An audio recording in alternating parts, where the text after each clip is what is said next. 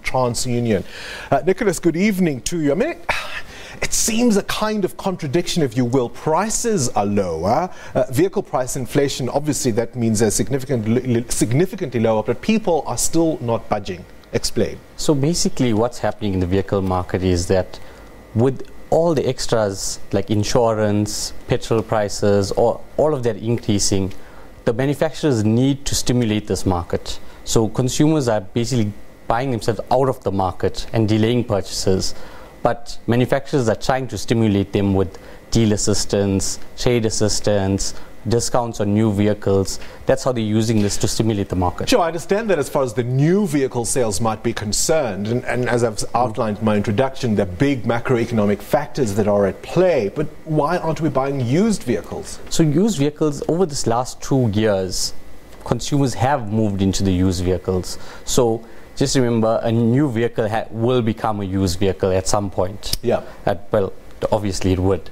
But the thing is that over this last 2 years, lots of consumers have been attacking the used vehicle market, and that has caused the supply of quality used vehicles to diminish.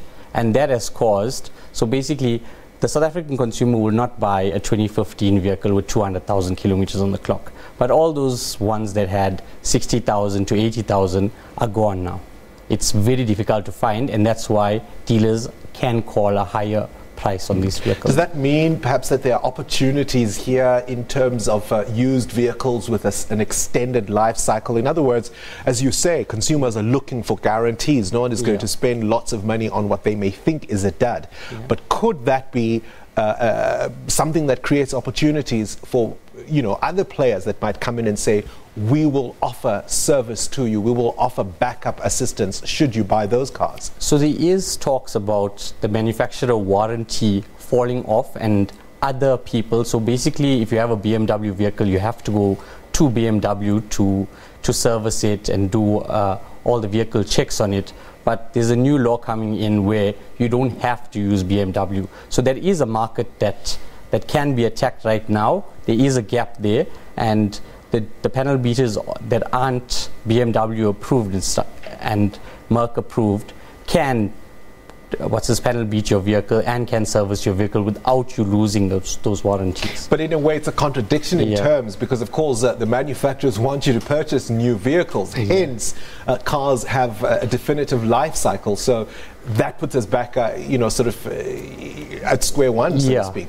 It's a very difficult cycle right now, but the thing is that consumers, when they're purchasing vehicles, they need to be wary of the total cost that's implicated when purchasing a vehicle. They need to worry about what they're going to pay for insurance. They need to look at the distance they travel and the petrol prices, depending on the size of the engine, that the fuel economy. They need to look at the repayment, and we might be having an interest rate hike, and they also need to take all of that into all right, so it's not, look, consumers are obviously quite squeezed here, but it's not all doom and gloom for the sector. We're hearing today, for example, pledges from Mercedes-Benz to invest more as part of the president's investment drive. Certainly export figures are starting to look up, so it's not all doom and gloom for the sector at large. Not at all. So exports, this was a record quarter for them in terms of the number of vehicles exported. Consumers, is that the exchange rate? I mean, is that what is that about? So that is, a lot of those vehicles can't be sold in South Africa, so they are looking to export those vehicles, and the demand in those vehicles have diminished over the last few quarters, and they're sitting with a lot of excess stock. So that is one of the reasons that is pushing those exports up. All right. Look, it is an indication that this is indeed a tough period that will hopefully weather the storm. Thank you very much for coming into the studio with us. That was Nicholas Pillay from TransUnion. So consumers are squeezed, but maybe there is some light at the end of a very far away tunnel at the moment.